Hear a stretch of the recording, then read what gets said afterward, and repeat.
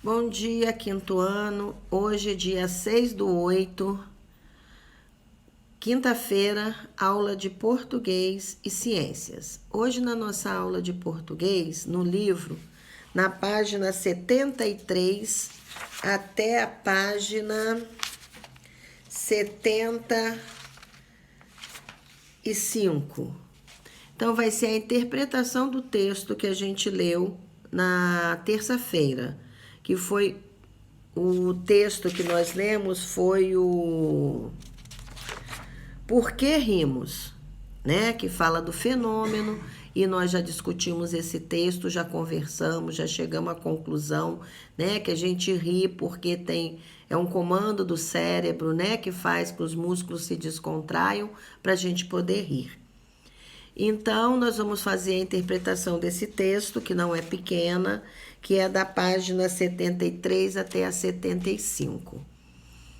Então, essa é a nossa aula no livro e vamos para a apostila, a tarefa de hoje. A tarefa de hoje, eu quero que vocês indiquem os tempos e os modos verbais destacados abaixo. Então, a tia já deu todas essas frases até a letra Q, né? Bastante frase, para vocês identificarem os tempos e os modos verbais, tá? Então, em que tempo ele está? Ele está no pretérito, ele está no pretérito perfeito, ele está no pretérito mais que perfeito, futuro do presente, futuro do pretérito, pretérito imperfeito. Ou ele está no subjuntivo, no presente, no pretérito imperfeito ou no futuro do subjuntivo. Ou o verbo também, a frase também pode estar com o verbo no imperativo, tanto no imperativo afirmativo como no imperativo negativo. Ou ele pode estar também numa forma verbal, ou no infinitivo, ou no gerúndio, ou no particípio.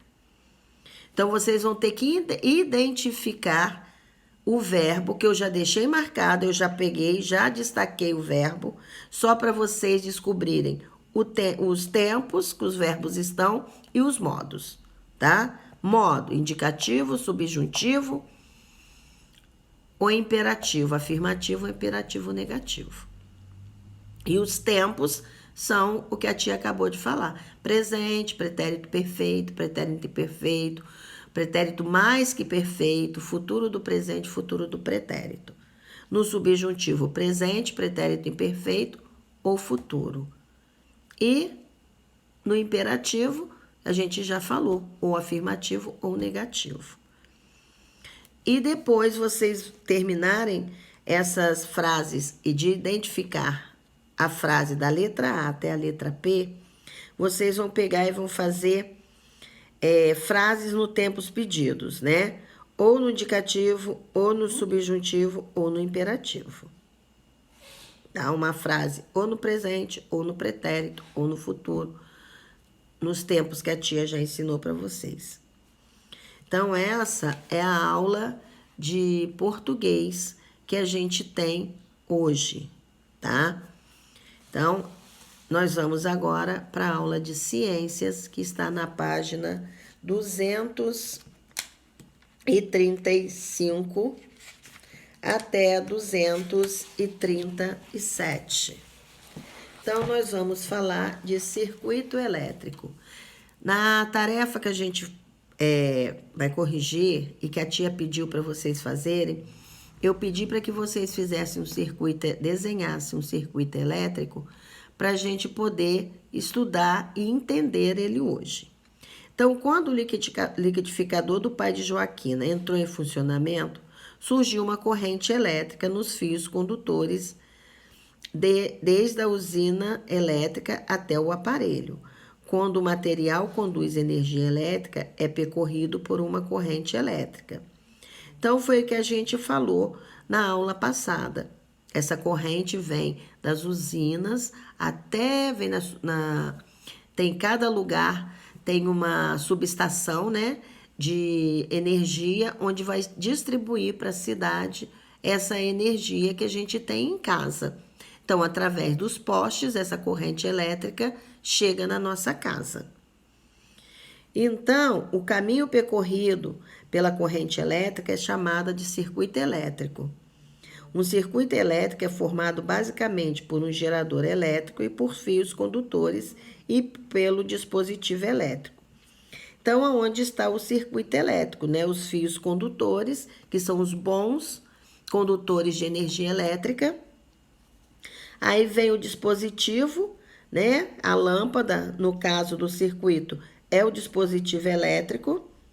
A pilha é um gerador elétrico, onde vai fazer esse circuito todinho através dos fios condutores para poder acender a lâmpada.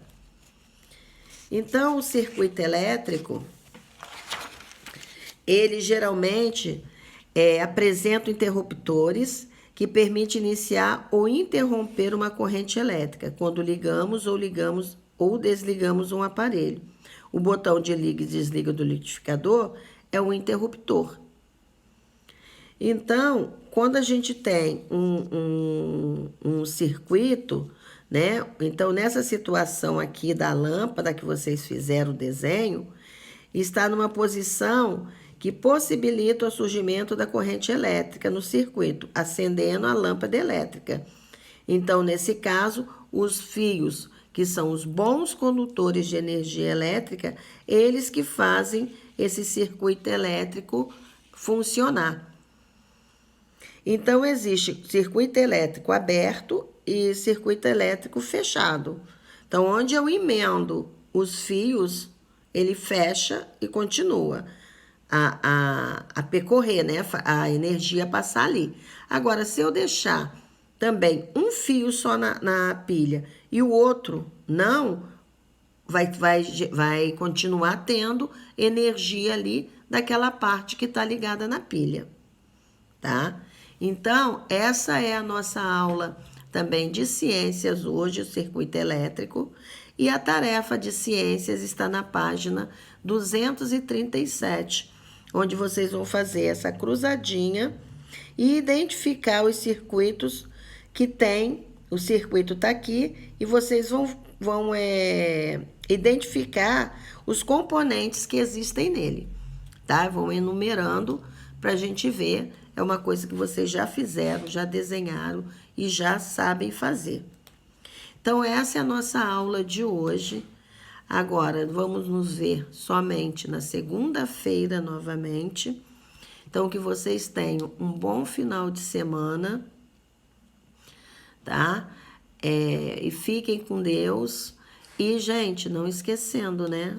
Vamos aí começar a dar umas estudadas nesse final de semana, para a gente poder fazer o nosso simulado, tá?